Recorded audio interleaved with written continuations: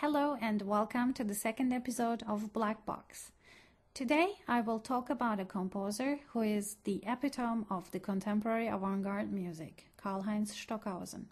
I will particularly talk about his piano piece number 9 and show you the 6 building blocks that make up the piece. Recognizing these formal elements is going to help you to find a way into this complex composition, I hope. First, a few words on Stockhausen.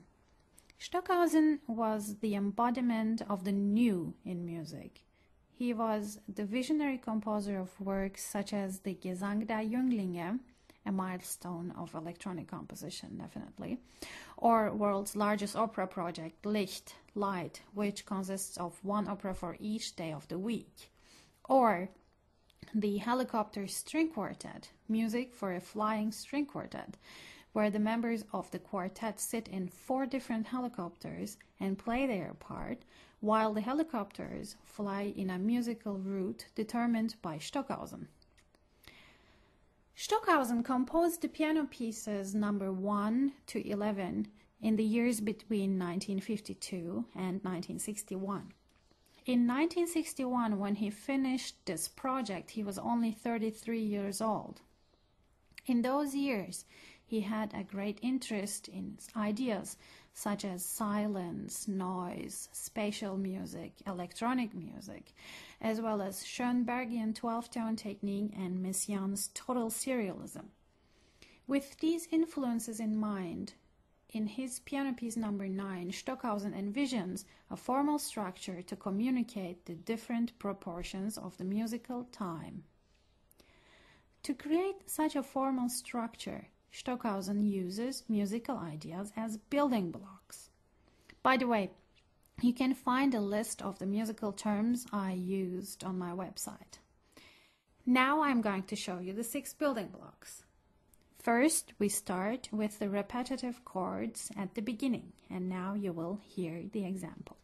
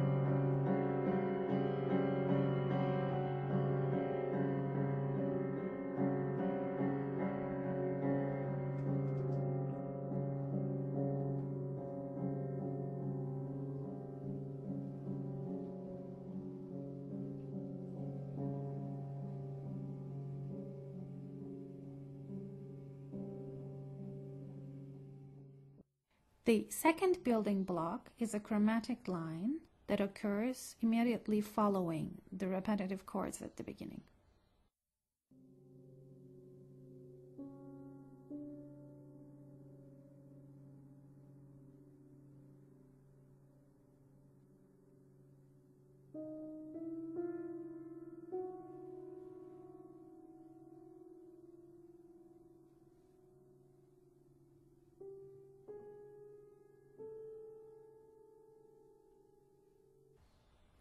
The third building block is a polyphonic lyrical melody that is based on a 12-tone series.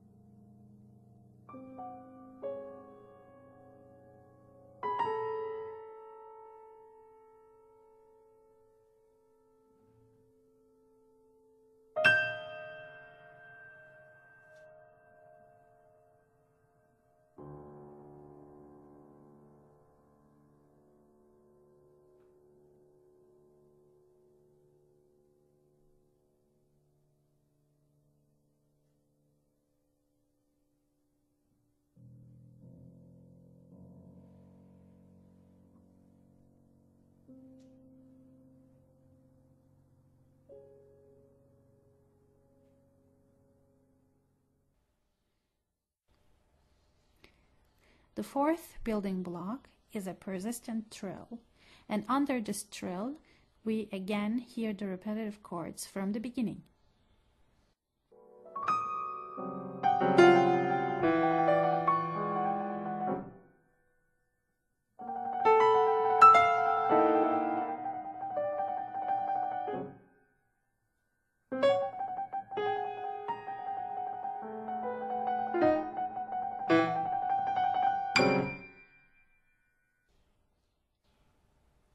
The fifth building block is the chords that are built on their own resonance.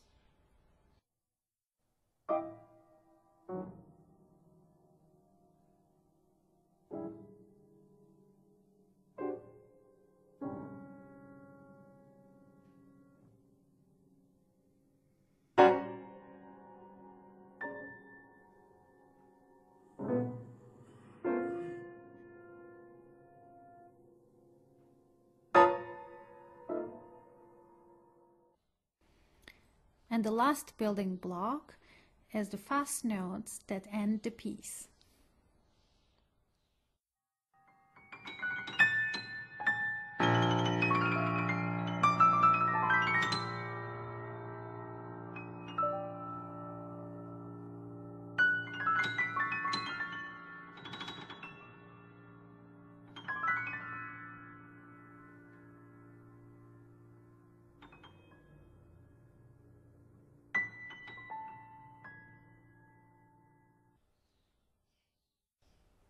At the very beginning, the use of these building blocks is based on the mathematical proportions of the Fibonacci sequence.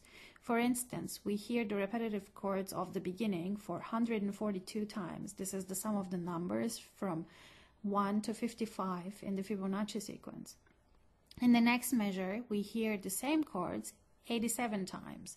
This is again the sum of the numbers from the Fibonacci sequence from 1 to 34.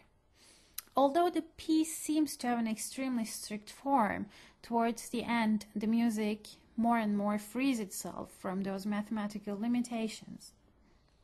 When the last building block with the fast notes enters, Stockhausen indicates in the score, play very irregularly with short pauses of varying lengths whenever you wish. So he leaves a great freedom to the performer while playing these fast notes. Throughout this last section, the rhythm and the voice entrances of the fast notes become more and more irregular until they disappear into the space.